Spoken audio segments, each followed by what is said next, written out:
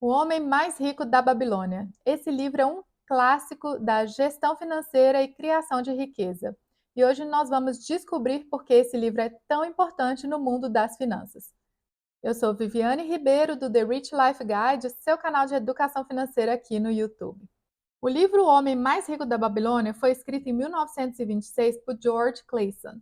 E ele traz várias parábolas são histórias, que se passam na cidade antiga de Babilônia.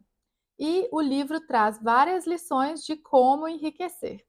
A primeira parábola começa com um construtor de carruagens. O nome dele é Bazir.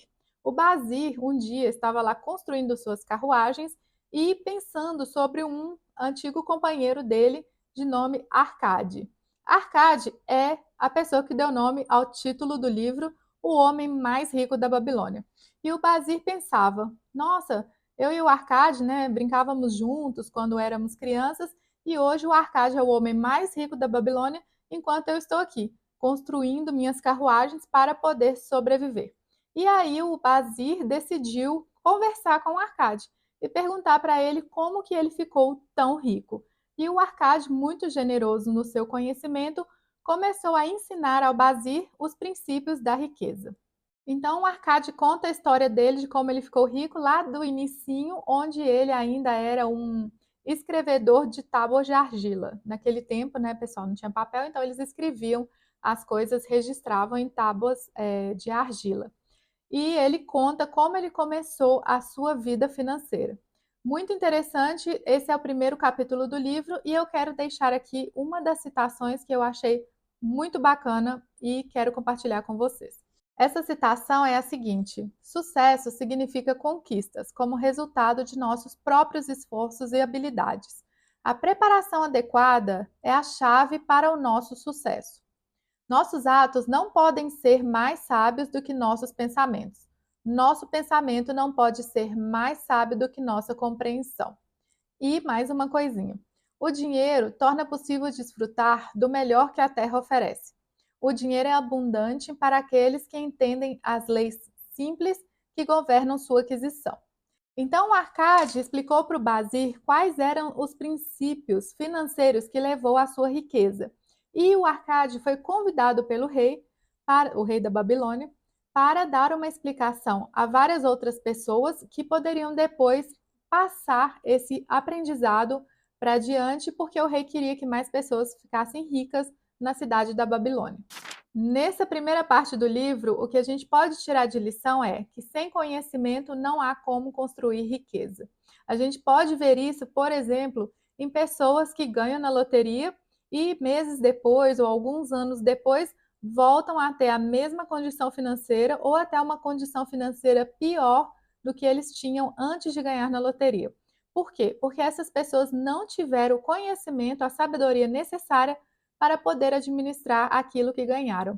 Então, em pouco tempo, eles dizimam, usam todo o dinheiro que ganharam e voltam a ter a mesma condição de antes. Então, essa é a primeira lição desse livro, O Homem Mais Rico da Babilônia. Como eu te disse na citação, conhecimento é poder. Então, conhecimento é a primeira chave para criar e construir a sua riqueza. Nos seguintes capítulos do livro, o Arcade, a pedido do rei, como eu já disse, vai ensinar aquelas pessoas que o rei escolheu quais seriam os 7 princípios da riqueza. Então, eu vou falar aqui de cada um dos 7 princípios, resumidamente, para que vocês também possam aprender com esse livro. Só lembrando aqui, pessoal, que o livro se passa na cidade antiga da Babilônia. Então, ao invés de falar dinheiro, eles vão falar de ouro, e ao invés de falar de conta de banco, eles vão falar da sua bolsa de ouro, porque naquele tempo as pessoas guardavam suas moedas de ouro em bolsas. Então, nessa parte do livro, e na hora que de eu falar dos princípios, vocês podem substituir ouro por dinheiro e bolsa por conta de banco ou investimentos, tá bom? Então, vamos começar com o primeiro princípio. O primeiro princípio é poupar 10% da sua renda. E o que ele diz? Que quando você começa a poupar 10% da sua renda, você vai aprender a viver com os outros 90%. É aquilo que a gente sempre fala de se pagar primeiro. Então, separar 10%, né, para você poupar ou investir e aprender a viver com os outros 90%. Esse é o primeiro princípio para construir sua riqueza. O segundo princípio seria controle os seus gastos, evite despesas desnecessárias e escreva os seus gastos na tábua de argila. A gente não tem tábua de argila hoje, mas isso se resume a faça o seu orçamento, saiba para onde o seu dinheiro está indo. Esse seria então o segundo princípio da riqueza citado no livro. O terceiro princípio é invista com sabedoria. Faça com que cada moeda de ouro seja um escravo que trabalhe para você. Essa é a linguagem do livro, tá, pessoal? Aqui ele está querendo falar o quê? Da maravilha dos juros compostos. Ou seja, quando você começa a investir, você vai ver algum rendimento sobre aqueles investimentos que você fez. Então, com o passar do tempo, você vai ver ainda rendimentos dos rendimentos, que seriam os juros compostos. Ou seja, a ideia é não só poupe o dinheiro, mas também invista com sabedoria. Número 4, proteja os seus investimentos. Não invista em coisas que você não conhece ou com pessoas com quem você não confia. Busque aconselhamento de pessoas sábias, de pessoas que já têm experiência com investimentos e faça multiplicar as suas moedas de ouro. Essa parte aqui ele até cita, né? O Arcade cita na história dele que quando ele começou a ganhar o primeiro dinheirinho dele, ele conversou com uma pessoa que fazia tijolos, que seria um oleiro, e o oleiro disse que se o Arcade lhe desse aquele dinheiro, ele iria comprar joias e iria multiplicar aquele dinheiro. Mas olha só, ele estava dando dinheiro para uma pessoa que faz tijolos para comprar joias. O que aconteceu? A pessoa que faz tijolos tentou comprar as joias e foi enganado e voltou com vidro. E aí não conseguiu vender nada e o Arcade perdeu todo o dinheiro que ele tinha poupado naquele primeiro período da vida dele. E isso foi então transformado em um dos ensinamentos que ele ensinou para essas pessoas que o rei selecionou. Ou seja, proteja o seu dinheiro contra perdas. Não vai investir em coisas que você não conhece ou com pessoas que não são confiáveis. Princípio número 5. Faça de sua casa um investimento lucrativo. Ou seja, ele está aqui aconselhando a que você tenha sua casa própria. E esse princípio ele é um pouco controverso ele é bastante controverso entre os educadores financeiros. Muitos dizem que não é uma boa ideia comprar a casa, o melhor é alugar. Outros vão defender a compra da casa, dependendo muitas vezes da sua faixa social, né? Se você ganha mais ou menos, dependendo da taxa de juros. Então, eu nem vou comentar essa parte aqui de comprar ou não comprar a casa, mas esse é um dos princípios citados no livro. Número 6, gere renda futura. Proteja você e sua família no futuro, principalmente quando você ficar mais velho. Esse princípio a gente pode traduzir nos dias de hoje como invista para a sua aposentadoria ou liberdade financeira. E aqui nós sabemos que com o passar dos anos, a nossa capacidade de produzir ela diminui, produzir renda. Então, o mais inteligente é poupar no início da vida para que você possa desfrutar no futuro com uma aposentadoria tranquila e confortável. Princípio número 7, aumente sua sabedoria para ganhar mais, ou seja, invista em conhecimento. E eu quero até aqui ler uma citação do livro. Essa citação diz: quanto mais sabedoria conhecemos, mais podemos ganhar. Ou seja, quanto mais sabedoria temos, mais podemos ganhar.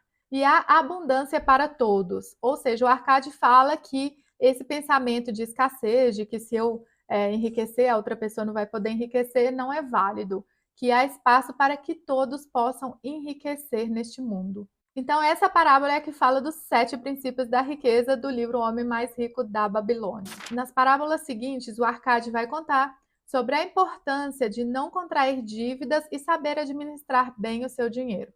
E naquela época da Babilônia, as pessoas que contraíam dívidas e não podiam pagar, elas podiam se tornar escravos. Então, aqui é reforçado que ter dívidas não vai te ajudar a construir um patrimônio. E isso vale para hoje em dia também. Se você tem dívidas, fica muito mais difícil você enriquecer, investir ou construir algum patrimônio.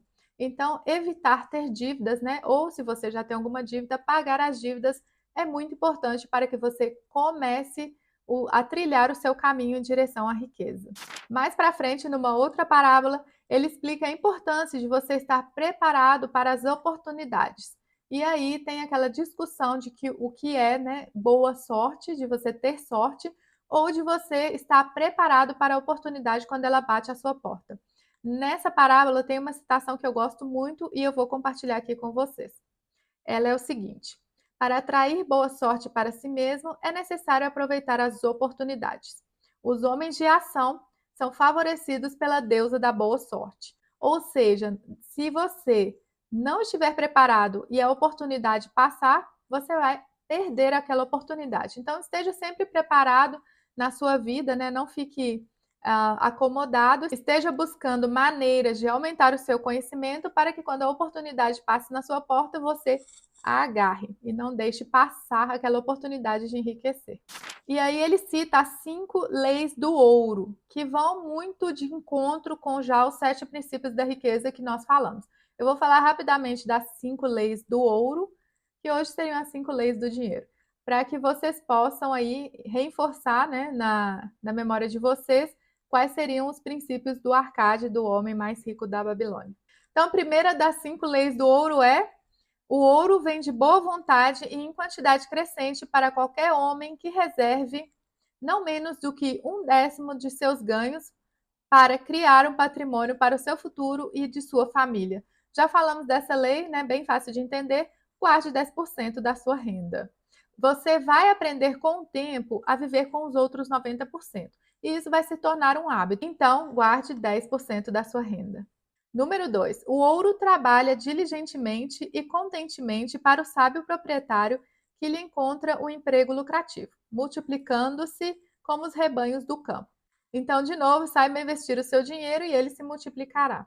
Número 3. O ouro se apega à proteção do proprietário cauteloso que o investe sobre o conselho de homens sábios em seu manejo. E número 4. O ouro escapa do homem que o investe em negócios ou propósitos com os quais não está familiarizado ou que não são aprovados por aqueles habilidosos em sua guarda. Então, de novo, pessoal, aqui está falando o quê? Que você deve investir em coisas que você conhece ou procurar conselho de pessoas que já têm experiência, que já têm sabedoria fazendo investimentos. Não vai investir em coisas que você não tem a menor ideia do que seja ou com pessoas duvidosas, porque o seu ouro vai todo embora, ou seja, você vai acabar perdendo dinheiro. E a última lei do ouro, que é a número 5, seria, vou ler aqui, tá, pessoal? O ouro foge do homem que o força a ganhos impossíveis, ou que segue os conselhos sedutores de trapaceiros e vigaristas, ou que confia em sua própria inexperiência e desejos românticos de investimento. Aqui o livro está citando aquela velha história de ganhos irreais em alguns investimentos, como, por exemplo, sistemas de pirâmide. Então, não confie em investimentos que te dão ganhos extraordinários. Isso não existe. É melhor ser consistente com os ganhos do que tentar uma coisa que vai te dar um ganho muito alto, mas que na verdade vai acabar sendo um esquema financeiro, tá bom? Seguindo no livro, temos então um capítulo que fala sobre como fazer e tomar empréstimos. E nesse capítulo, a parábola conta várias histórias e, em resumo, ele quer dizer o quê? Que você, quando você for emprestar algum dinheiro, que você tenha alguma garantia em troca, que seja um bem ou então uma capacidade de devolver aquele empréstimo que você fez. Ele diz o seguinte, que você tem que ser cuidadoso ao fazer empréstimos, porque aquele foi um dinheiro suado que você conseguiu. Eu vou ler uma citação muito bacana nesse capítulo que seria: se deseja ajudar teu amigo, faça-o de uma maneira que não traga os fardos dele sobre ti. Ou seja, às vezes a gente tem algum amigo, algum familiar que vem pedir dinheiro emprestado e nós ficamos, né, com dó, ficamos com pena da pessoa e acabamos emprestando o dinheiro. Essa não é uma boa prática, primeiro que é entre familiares. Então, se você fizer um empréstimo para alguém da sua família, esteja certo de que a relação entre vocês vai mudar muito. Não vai ser aquela mesma relação confortável. Por quê? Porque um é o credor do outro. Então, se você, né, faz um empréstimo para alguém dentro da sua família ou algum amigo seu, esteja seguro de que a relação não vai ser mais a mesma. E lembre-se que você não tem obrigação de emprestar dinheiro para ninguém. Aquele dinheiro foi duramente, arduamente poupado por você. É parte, né? São horas da sua vida que você dedicou a poupar aquele dinheiro. Então você não tem obrigação de emprestar a ninguém. Só empreste se você tem algum bem que possa assegurar o pagamento daquela dívida, ou então se aquela pessoa tem, né, algum tipo de trabalho, algum tipo de empresa onde você está seguro de que o seu dinheiro retornará. E eu vou aqui ler uma citação que eu achei incrível para finalizar essa parte de empréstimos. Melhor um pouco de cautela do que um grande arrependimento. Disse tudo essa frase, maravilhosa. Sobre dívidas, tem mais uma parábola, que é uma das últimas aqui do livro, que ela explica um pouco qual é a estratégia para fazer o pagamento de dívidas. E essa estratégia seria a seguinte: você vai continuar separando aqueles 10% para poupar ou investir, e você vai separar mais 20% da sua renda para o pagamento das dívidas. Então, nesse caso, você vai ter que aprender a viver com 70% do que você produz. E então, você vai entrar em contato com os seus credores e explicar o seu plano, que você está separando 20% da sua renda para pagá-los, se você tiver mais de um credor, né? E fazê-los entender de que você irá pagar a dívida. Naquele tempo, pessoal, não sei se tinha juros, tá? Juros de cartão de crédito, juros de empréstimo pessoal, mas é o que o livro ensina, que você separe 20% da sua renda para o pagamento de dívidas. E aí você vai conversar com seus credores e fazer com que eles fiquem tranquilos, sabendo que você vai cumprir com aquela dívida que você contraiu. E aí ele fala muito, né, da parte de você ser persistente com o pagamento das dívidas e depois com a construção da riqueza. E uma citação para esse capítulo das dívidas que eu gostei muito e quero compartilhar com vocês é: onde há determinação, o caminho pode ser encontrado. Muito boa. Para finalizar, o homem mais rico da Babilônia nos ensina que enriquecer não é uma questão de sorte, é questão de trabalho duro e decisões bem informadas sobre o seu dinheiro. Então, não importa se era na Babilônia antiga ou atualmente, esses princípios são muito importantes para você que quer enriquecer, criar uma segurança financeira e um futuro próspero. E a última citação, prometo, é a seguinte: a riqueza, como uma árvore, cresce a partir de uma pequena semente. E é isso, a gente vai plantando as sementinhas para fazer com que cresça a nossa árvore do dinheiro e gere frutos, que seriam os dividendos ou a renda passiva que tanto buscamos. Por isso, aqui no The Rich Life Guide, nós temos como parte da nossa logo uma árvore do dinheiro, que é uma árvore que você vai plantar, regar durante algum tempo para que você possa colher os frutos no futuro. Se você não leu O Homem Mais Rico da Babilônia, eu recomendo a leitura do livro. Não é um livro grande, é um livro até pequeno. A leitura é muito boa, muito prazerosa, porque ele é contado em forma de parábolas. E se você gostou desse vídeo, deixe seu comentário, deixe o seu like e te vejo no próximo vídeo. Muito obrigada, tchau, tchau!